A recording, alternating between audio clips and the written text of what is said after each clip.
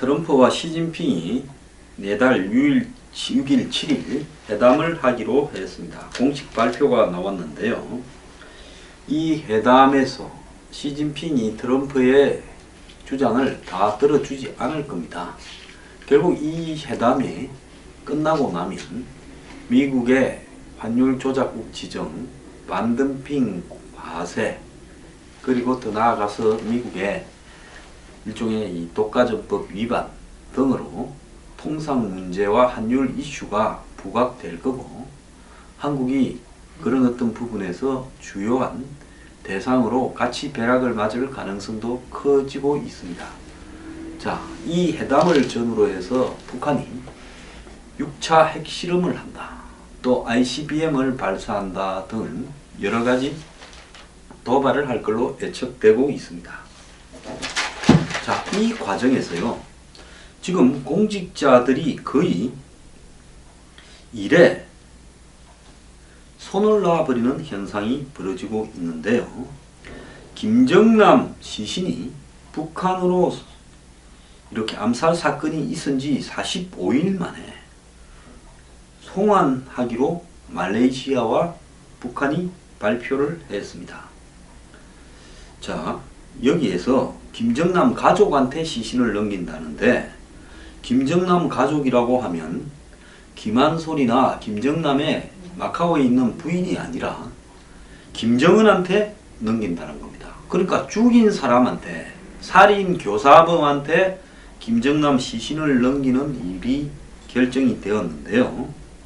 말레이시아가 북한에 대해서 도망간 북한인들을 갖다가 보내라, 이렇게 하고 단교를 하니 큰소리 치더니만 결국은 북한에 굴복하는 모양새가 되어서 시신을 돌려주고 여기서 끝내려고 하고 있습니다.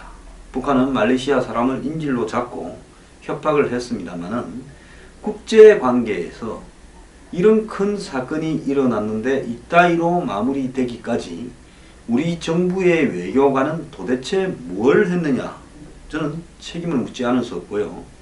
아무리 정권이 지금 주인도 없고 지 맘대로 한마디로 떠돌아다닌다 하더라도 이딴 식으로 외교부 공무원이 일을 하고 황교안 총리는 무엇 때문에 대통령 대행을 하고 있는지 저는 묻지 않을 수 없습니다.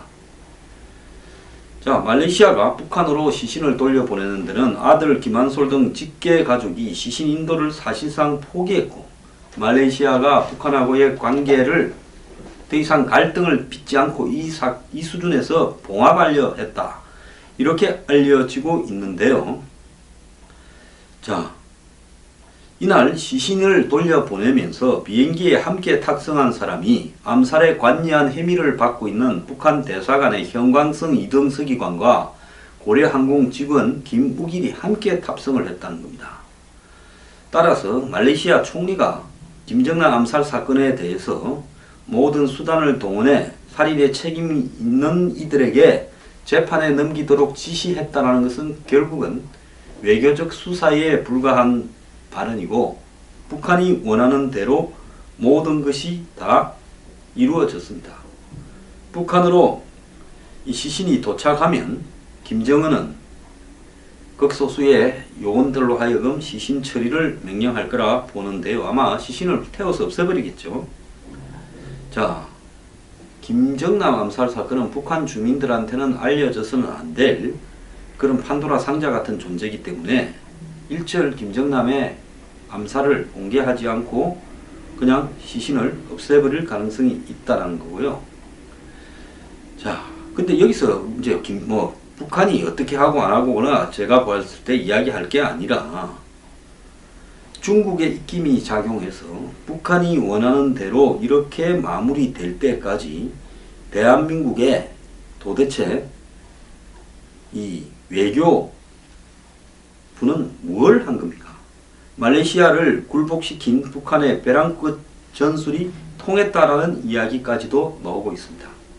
자, 처음에 말레이시아가 세게 놓으니까 북한은 말레이시아 사람들을 북한에 있는 인질로 삼고 30일간의 합의를 통해서 시신 인도 요구를 관철을 했습니다.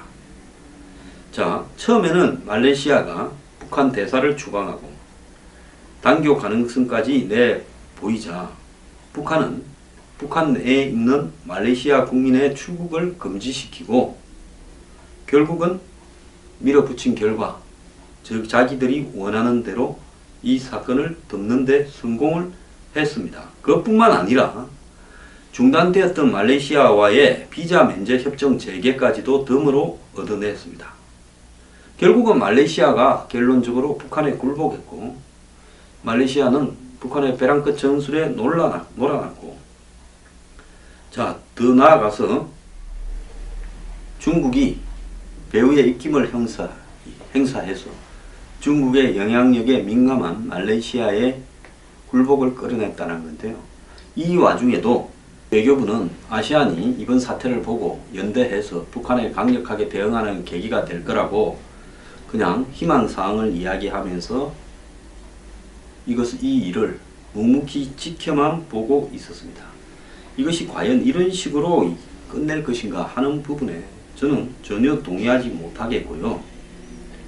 자, 이런 식으로 국가의 시스템이 무력하게 움직일 만한 수준밖에 안 되는 나라가 대한민국입니까? 정말 한심한 지경이다. 저는 그렇게 생각을 합니다. 또 더 나아가서요. 외교부만 이런 게 아닙니다. 국방부에도 이런 일들이 지금 벌어지고 있습니다. 군작전이 대부분 기밀이고 장병들이 징병된 상황에서 지뢰 제거 작전 같은 위험한 작전 수행에 혹시 모를 상황이 벌어질까 두려워서 부모들에게 동의를 받고 작전에 장병들을 투입한다라는 보도가 나왔습니다. 군대가 어쩌다가 이 지경까지 돼버렸습니까?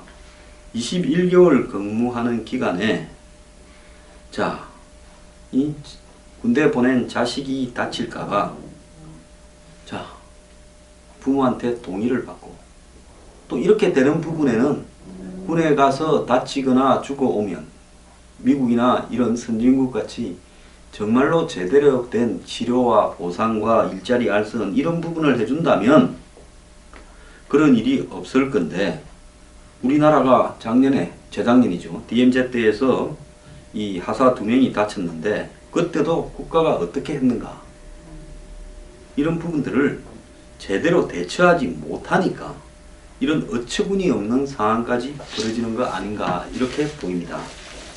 정말로 나라 꼬라지가 군이나 외교부나 전부 한심하게 굴러가고 있습니다. 이게 나라냐 이런 이야기까지가 나올 정도가 되었는데요. 어제는 이 관가가 난리가 났다는 겁니다. 민주당의 싱크탱크인 더미래연구소가 정부 조직 개편안을 발표했는데 그 개편안에 보면 기획재정부, 산업통상자원부를 분리시키고 보건복지부와 고용노동부를 통합하고 미래창조과학부를 해체하는 게 이 아니었는데 이런 부분에 대해서 문재인, 안희정, 이재명 후보 등이 토론회를 가진다라는 게 알려지니까 다음 정부에서 조직이 개편될 거 아닌가라고 하면서 이 서종인 씨가 활칵 뒤집어졌다는 겁니다. 그래서 기재부가 분리되어서 기획예산처와 재정경제부, 산업통상자원부가 분리되어서 산업혁신부와 기후에너지부, 미래창조과학부가 해체되어서 국가과학기술위원회 및 과학기술부로 부활하고 산업혁신부를 신설하고 문화체육관광부가 문화관광부로 축소되고 체육정책은 국가교육위원회로 이관하고 보건복지부와 고용노동부를 통합해서 그리고 노동전담부처도 별도 신설하고 국민안전처는 국민안전부로 성격한다. 이렇게 되어 있다는 건데요. 자, 이걸 가지고 공무원들이 끈을 다 동원해서 민주당으로 그 다음에 후보 캠프로 전화를 해대면서 난리가 났다는 겁니다. 자, 당의 공식 기구도 아닌 초재선 의원이 만든 더미래연구소라는 그런 정당의 하나의 조직에서 이 정책 발표를 하고 조직 개편안을 내놨는데 이 난리가 날 정도라면 이것이 정상적인 국가인가 이런 생각이 듭니다. 자, 지금 문재인 후보가 지지율 1위다, 안희정이 2등이다. 아무리 그렇다 하더라도 일개 정당의 조그마한 기구에서 안을 하나 낸 걸 가지고 이렇게 공무원들은 죽기 살기로 시끌벅적하게 끈을 대서 찾아보고 또 이게 자신한테 유리한가 안 한가, 자리가 또 더 생기느냐 안 생기느냐, 장관 자리가 노려볼 만한가 아닌가, 이렇게 한다는 거는요, 저는 있을 수 없는 일이라고 보고요. 다음에 개헌을 할 때는 정부 관련 부처를 이렇게 통폐합을 하거나 없애거나 신설하려고 그러면 헌법 개정에 가까운 수준으로 한마디로 해야 되도록 만들어야 된다고 봅니다. 정권을 할 때마다 뗐다 붙이고 붙였다 떼고 새로 만들고, 그래서요, 청와대의 각종 직제 그리고 행정부의 각종 직제, 즉 부처 수준까지는 절대로 못 바꾸도록 해야 된다는 겁니다. 특히 이번에는 인수위가 없이 사실상 출범하기 때문에 공무원들이 이런 부분에 굉장히 민감하다 그러는데요. 자, 이런 식으로 공직자들이 맨날 이 부서를 갖다가 이렇게 책상 들고 이동하는 식으로 했어야 되겠습니까? 자, 앞에 이야기한 말레이시아와 북한의 갑작스러운 합의, 한국은 바보 됐습니다. 군이 작전에 병사를 투입하는데 부모로부터 허락을 받아야 되는 일, 한심하기 거지없는 일입니다. 더 나아가서요, 지금 한번 보십시오.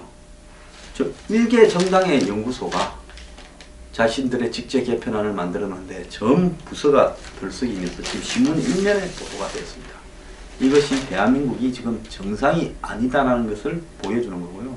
공직자들이 최소한의 자기 일을 해야 되겠다라는 사명의식이나 책임감이 결여된 채 결국은 보신주의에 급급하고 아무도 제대로 일을 하지 않는다는 겁니다. 딱 하나 제대로 움직이는 거 있습니다. 대우조선에 4조 3천억 돈 주자라는 것만 굉장히 열심히 움직이고 있습니다. 그 돈은 지 돈 아니고 돈 주고 나면 뒤에서 뭐 생기는 게 있는가 봅니다. 완전히 이 공무원들이 아니라요, 정말로 식충이들입니다. 이렇게 해서는 안 되죠. 나라가 이 꼴이 흘러가서는 아무리 정권이 바뀐다 하다 치더라도 공직자들은 중심을 지키고 국가에 애국하는 심정을 가져야지, 정권이 바뀔 때 돼가니까 지금 9개월째 일을 안 하고 복지부동하면서 보신주의에 입각해서 정치판에 끈이나 대고 있습니다. 대한민국이 이러면요, 망합니다.